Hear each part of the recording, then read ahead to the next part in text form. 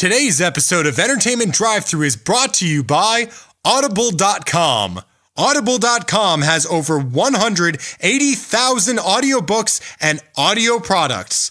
Get your free audiobook of your choice at audibletrial.com/edrivethru. Welcome to Entertainment Drive-Thru. Today's special is Richie Kotzen from the Winery Dogs.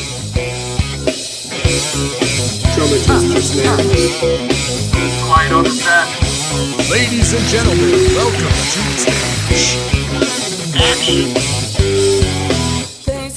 to Previously on Entertainment Drive-Thru. Hi, this is Richie Kotzen, and you're listening to Entertainment Drive-Thru. Let's welcome, joining us is the one, the only, Richie Kotzen. Welcome to the show. Hey, man, what's going on? How are you? Not bad. How are you?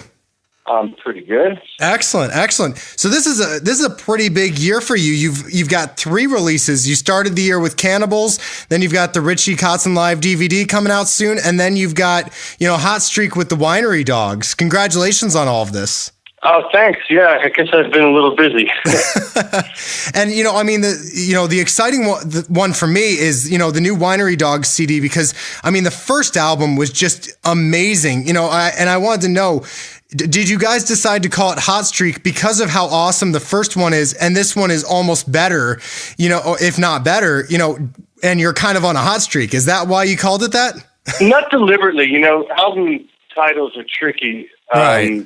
And so we, thought about it, and, we could have called it Volume 2 or, something boring, but the song Hot Streak is just such an interesting track, and I know we led the campaign with Oblivion.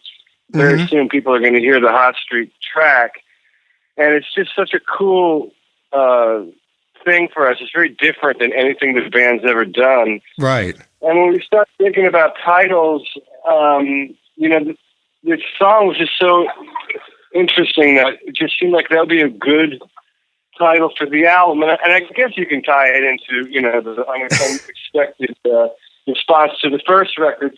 But that really wasn't, we weren't claiming, because that could be an epic fail, suddenly we think we're on a hot streak. Oh, yeah, that's so fast. Right. But it just seemed to make sense, because of the song. It was really more, because of the song. And for some reason, I expected that to be the lead track, and it wasn't. So, it's a little backwards in my opinion. But nonetheless, Oblivion's a great song, and fans have been hearing it now for about a year since we've been playing it live. And right, yeah. The album's a little bit different, than what we've been doing. So it's all good.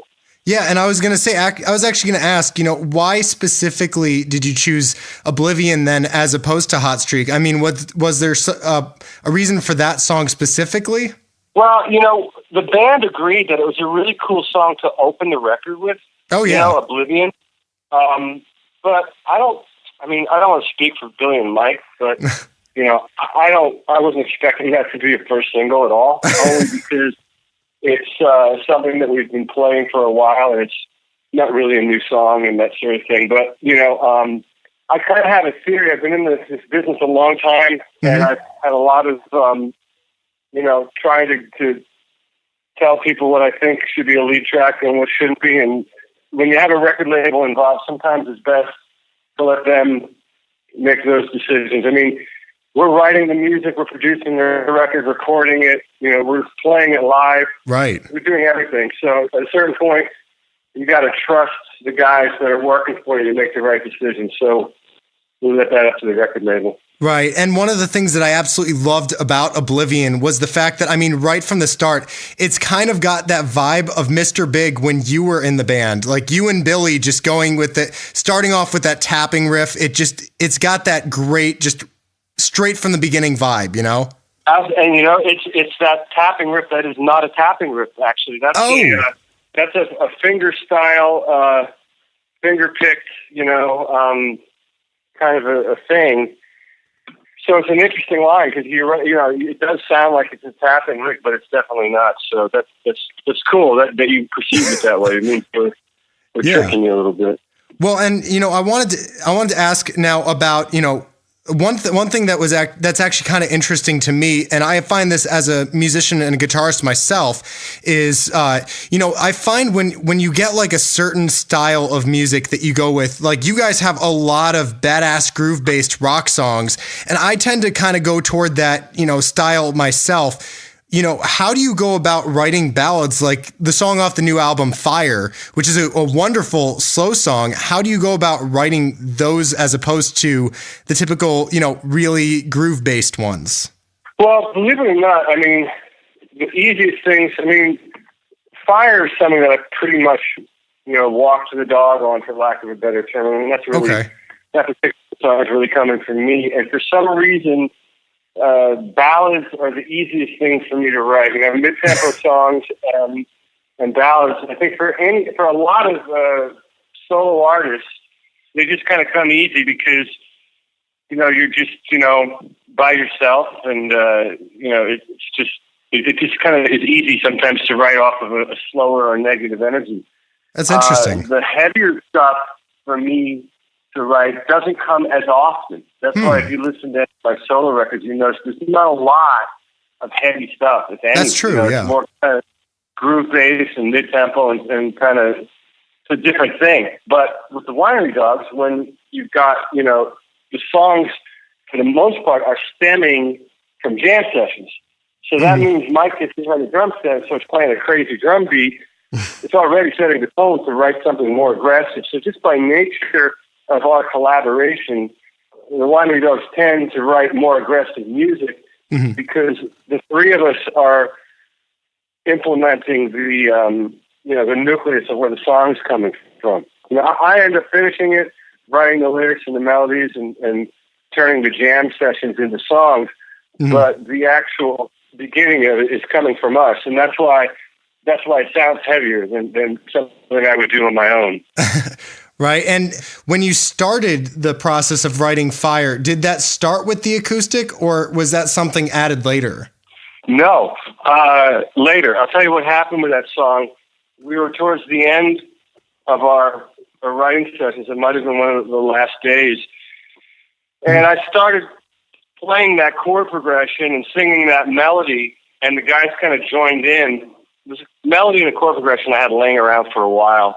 And so I just kind of started playing it, and we tweaked it a little bit. And I had this idea for the song being called Last Chance, and it was okay. And then when we cut the song, I was still playing it on electric guitar. I was still singing Last Chance and had the lyrics, and I didn't like it. I got it home, and I was like, this isn't working. So I totally changed the approach, and believe it or not, I laid down one acoustic guitar, like a basic strum track. Okay. And then I immediately went to the piano, and I did a piano track, which really is the main part of the song. Right, yeah. What's happening on the piano. And then that's when I came up with the chorus, Fire, and I just changed the whole thing. And, I had to sell the guys on it a little bit, because I think at first they weren't really feeling it, because it's a little bit of a departure for the Winery Dogs. But I think that's the cool thing about the record, is that we have some left turns on here stylistically that now that we have a foundation set with the first record, we can afford to stretch out a little bit more. Right. Well, and that's what I like about listening to you guys is, it's not the typical stuff that you hear. It's not like you pop in the Winery Dogs and you get what you expect. There's always a twist. There's always a turn. There's always something that comes in out of nowhere. And I like that. And it's with songs like Fire that take it to a really mellow place that you don't expect, but it fits. It works. Well, thanks. It's an interesting band because, we all kind of come from different backgrounds stylistically. Me left to my own devices, I tend, like we talked about earlier, I tend to write things that feature my voice more, and that tends to be more mid-tempo or ballads, songs like Fire. And if I do write something up-tempo, it ends up being more like a song like Cannibals, which is almost like more funky. Yeah. So with the Winery Dogs, it's I'm bringing whatever influence that is to the table, but then they have the kind of heavier rock thing. So it creates an interesting dynamic. I don't think there's any power trio out there that really sounds like the Winery Dogs. Yeah. very unique thing that happens when the three of us get together and play together. All right, well, we're going to take a quick break to listen to a clip from Oblivion off the new Winery Dogs album, Hot Streak. But we'll be right back.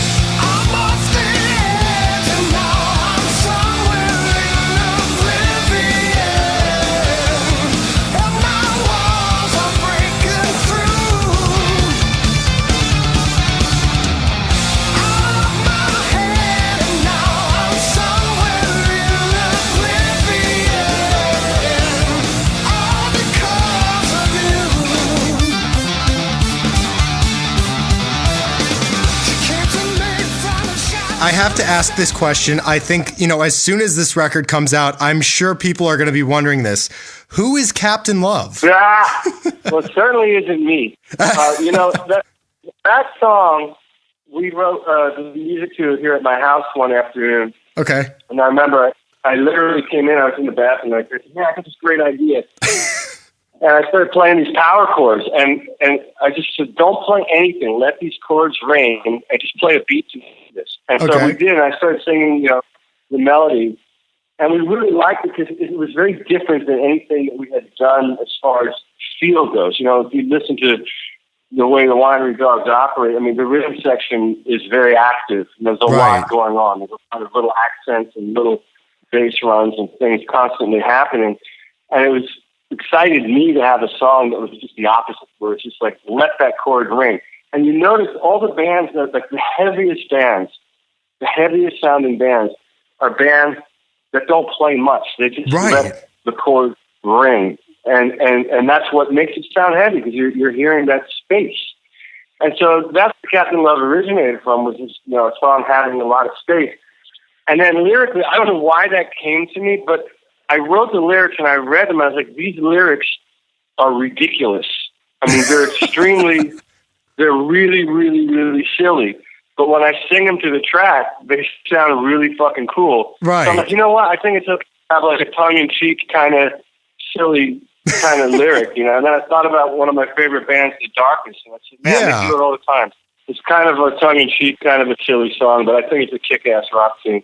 Well, and I'm actually glad, though, that you brought up the idea of, some of the heaviest, bands of all time, they're not playing much. And actually in my opinion, one of the heaviest riffs of all time is the riff in Am I Evil by Diamond Head. And I mean, there's almost nothing to it. It's just, chunking out some, that low E string with a couple chords.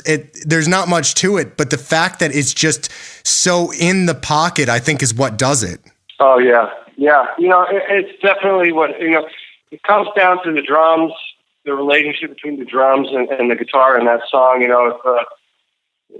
the bass. But, it's with the open chord, the drum just kind of plays a very simple beat, and it just gets you moving. It gets your head going. So, right. There you go.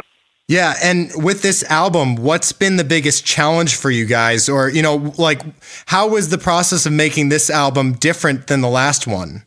Well, on the last record, we got in a room and did our jam sessions and came up with instrumental ideas, and then I later turned them into songs. Actually, there was one song that Mike Portnoy took and wrote lyrics to. Mm-hmm. But on the first record, there was at least 5 songs that originated from me. Okay. That I had written up prior to the band even forming. I'm No Angel, of course. To Elevate, the verse to Elevate was in another one of my songs. We Are One, Regret, were songs that either I had in my head or on my hard drive. Some of the songs we actually cut to my demos. It's like Damage and I'm No Angel. We actually cut to my demos. We didn't do that this time. So everything that came off everything that went on the record came out of us jamming. And a lot of the initial ideas came from Billy this time. He had a bunch of really interesting bass lines, and I think a lot of them were exercises that he came up with. Okay. And then I got this little thing, and I was like, wow, that sounds like we could turn it into a song. I mean, Hot Streak, one of my favorite tracks on the record, that lick, he was playing it as a warm-up exercise. And I said, we could write something around that, and we did. So there was a lot of that sort of thing that happened on the record. I love it. I love how there's always that moment where someone's just like fucking around in the studio, just, like exercising, warming up. And then one of the others goes, dude, play that again. That was awesome. What was that? Well, I mean, I really think that I read somewhere when I was a kid in a Van Halen, I think it was Van Halen, that Eruption was like an exercise. And, and the producer told them to turn it into a solo or something. I really think I read that. And I think I read that Slash, the same thing, the Sweet Child of Mine. And I could be totally wrong, but I used to read all those interviews when I was a kid. And somehow that's in my head. So I actually heard a similar story about Sweet Child of Mine. Like I heard Slash wrote it as a joke. It was supposed to, he was trying to write something really circusy or something like that. I see. Yeah, and they just decided it worked, and I just think it's funny though, and that's why actually I think it's I want to ask about how it is when you guys are jamming, and because I have heard that a lot, and I like to write that way because I find that when you're not really focusing on writing too much and you're just messing around, you're just jamming with the guys, or whoever's in your band, it's like sometimes that's when the best ideas happen. Well, you're right. Yeah, you're right, and that's how this record started. I mean, we booked 5 days at my house, and every day, just messed around and jammed, and we ended up with these kind of forms. I call them forms because we have first chorus, verse, chorus, solo, a riff, or whatever. And we recorded them, and then they sat for a while, and eventually I felt the inspiration to write lyrics and finish them and turn them into songs. And then once I did that, I felt comfortable that we had a record. We booked studio time and went for it. But you're right. A lot of great stuff can come out of those little moments where you're just messing around with ideas. Right. That's how you do it in a band, That's what bands do.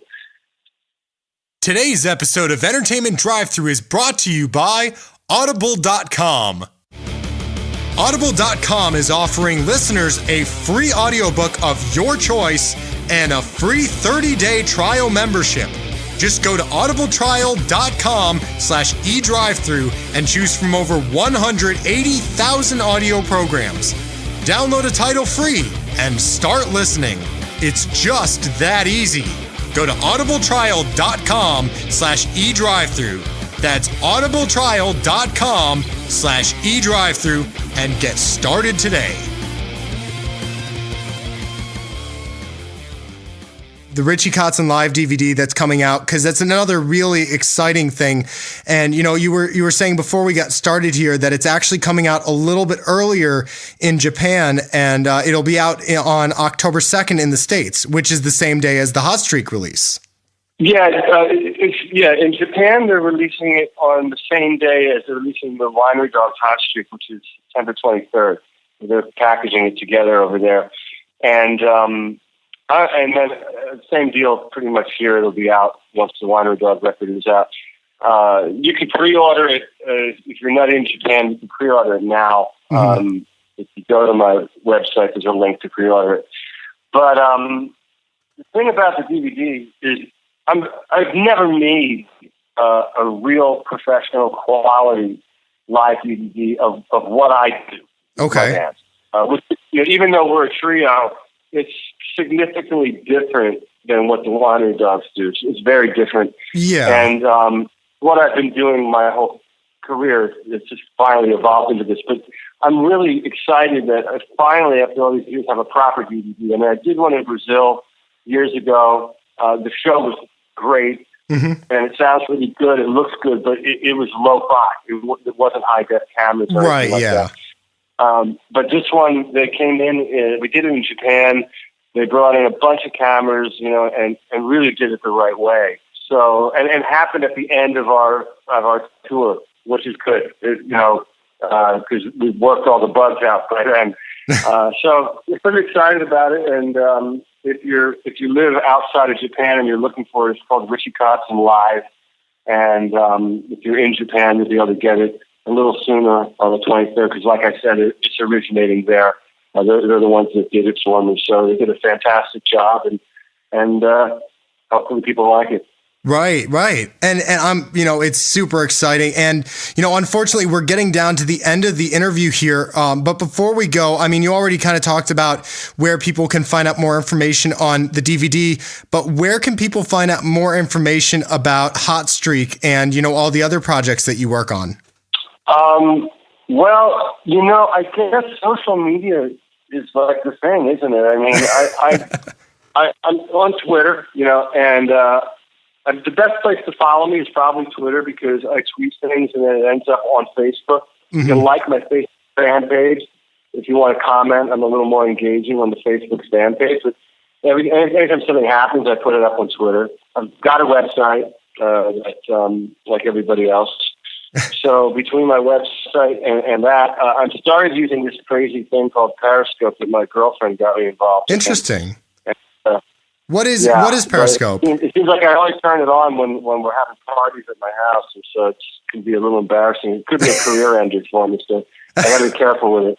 What is Periscope? I've never heard of that one. It's basically a live app where you turn on your phone and the camera comes on, and whatever you see, wherever you point your phone, everybody's seeing it. So if you're filming yourself talking into the phone, people are seeing it. They ask you questions. You can communicate live with video, or you can set the phone. Give the phone to your guitar tech, and you can film the show, and people can watch it from your phone. But it's all happening live, so it's kind of interesting. They get a notification that you're signed on, and they get on there, and that's pretty much the deal. But you gotta make sure that you turn it off when you decide to start being Captain Love. Exactly. Yeah, you don't want no Captain Love action on there. Well, thank you so much, Richie Kotzen, for being on the show. It's been an absolute honor to talk to you yet again. Oh, man, it was fun. And thank you for the interview. Absolutely. And for more information on Richie Kotzen and the podcast, go to entertainmentdrivethru.com and subscribe on iTunes. Like and follow us on our Facebook at facebook.com/entertainmentdrivethru and our Twitter and Instagram at edrivethru. Hi, this is Richie Kotzen, and you're listening to Entertainment Drive-Thru.